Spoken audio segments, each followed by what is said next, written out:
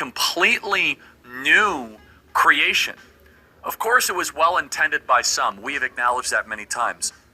But the Civil Rights Act at its core was a new founding. It was the discard what happened prior. The Constitution says people have equal rights. Imagine just treating people equally. The Civil Rights Act does not treat people equally because the legal theory under the Civil Rights Act is disparate impact. And so therefore you can't arrest a bunch of criminals in DC because you might be disproportionately arresting black men, and that might be deemed as racist. And this is a very intentional thing that Kirk and folks like him do. They're always just asking questions or having a conversation. And I bring this up because the first thing that people need to get on board with is recognizing that Kirk's whole shtick of open dialogue and debate is a bait and switch tactic, not meant to actually pursue truth and a better understanding of modern issues, but to normalize certain ideas, spread them as much as possible, and then harness the power that comes from that. There was once a time that agreeing that your 10-year-old daughter would have to have a baby by her rapist was considered weird, but here's Charlie Kirk doing it for millions of viewers to see. So if you had a daughter and she was 10 and she got raped, and she was going to give birth and she would, and she was going to give birth and she was going to live, would you want her to go through that and carry her rapist baby? That's awfully graphic. But it's a real life scenario that happens to many people. The answer is yes, the baby would be delivered. And then he just continues on as he is, as if that's not the worst thing you've heard today. And it's because Charlie Kirk's fans either don't notice or don't care. But being wrong and weird on a large scale for everyone to see is the point. Kirk and his ilk aren't trying to convert normal people or those who disagree. He's seeking out the select few who are amenable to his extreme beliefs or indifferent to them as long as it serves their overall agenda. This is also why he focused on the least capable opponents for making content. While Kirk is presented as this great intellect or debater, in life, do you confuse dolphins for human babies often? Most of his debates and his debate wins come from debating 19-year-olds using well-rehearsed talking points and skills of sophistry to make his fundamentally awful opinion seem reasonable and possibly even logical. Much like people like Ben Shapiro and Steven Crowder before him, he recognized that arguing with college kids was an excellent formula for churning out content for the right-wing media apparatus. 9 out of 13 states had abolished slavery by the Constitution. Northwest Ordinance had all new territories were free. And what do you take from that? That America wasn't racist?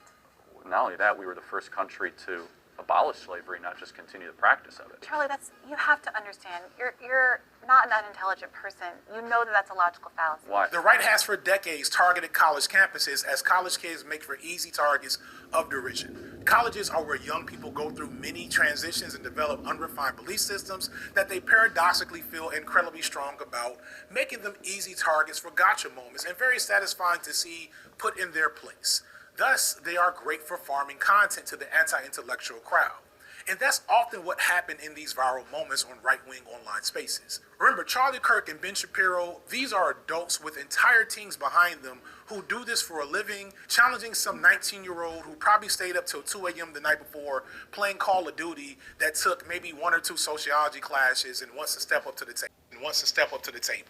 It's not a fair fight. It's the equivalent to watching Razor Ramon fight local jobber number 595, except the crowd doesn't understand that the match is predetermined. Say hello to the bad guy.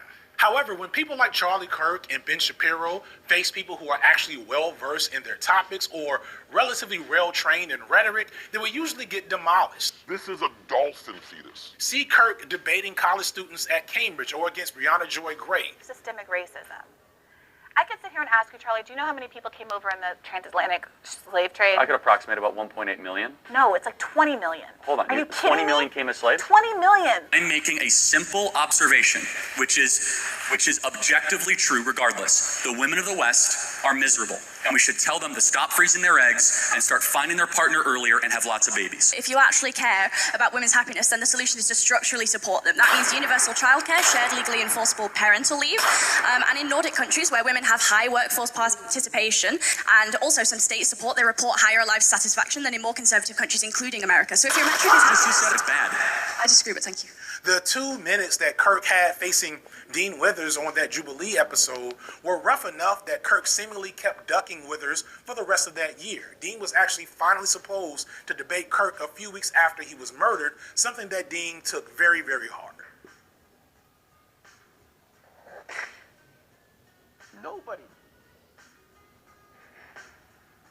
deserves that. Not even Charlie Kirk. When Kirk went to Cambridge in the UK and faced up against students who've actually put in significant effort and preparation, he was so clearly outmatched that his own channel comment section took the side of the woke feminists. So there it is. Charlie Kirk beaten by facts and logic in the marketplace of ideas. Feminism wins, the right loses, nothing else to worry about, right?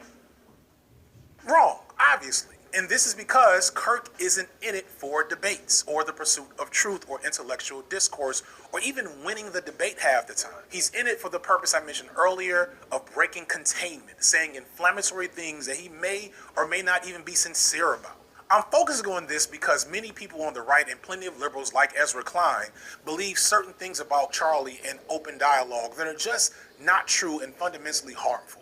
They think that people with opinions similar to Charlie Kirk must be openly defeated in the marketplace of ideas, and they take Kirk's political intentions of having dialogue and discussion at face value, saying Kirk did politics the right way, but this is so stupidly naive it makes my head hurt.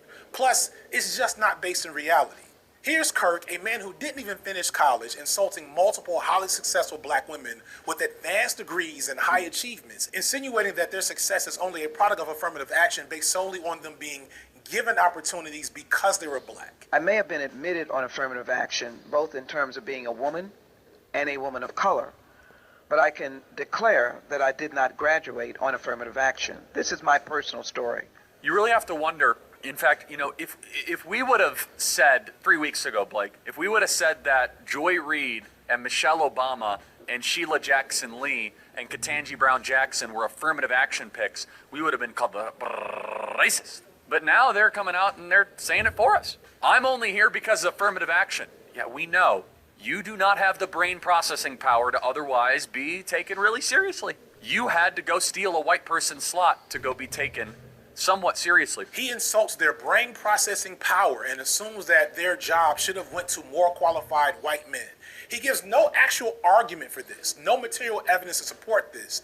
It's just evident on face value from his perspective because of their race and this distortion of what affirmative action must be. The racism is so inherent that he's not even capable of understanding that what he's talking about is why affirmative action was created. When these women speak on benefiting from affirmative action, what they're pointing out is that before affirmative action, they would not have had the opportunity to reach the level of success they've reached. Not because they lack the brain processing power, but because racists like Charlie Kirk assume that they couldn't and would never allow them the chance. And mind you, that still makes them rare because the most likely recipients of affirmative action have historically been white women. But in Kirk's mind, in the minds of most conservatives, racism only exists when people say slurs or openly admit it. And even then, we shouldn't talk about it too much. And none of this matters, again, because the point isn't to have a logical discussion where people learn something.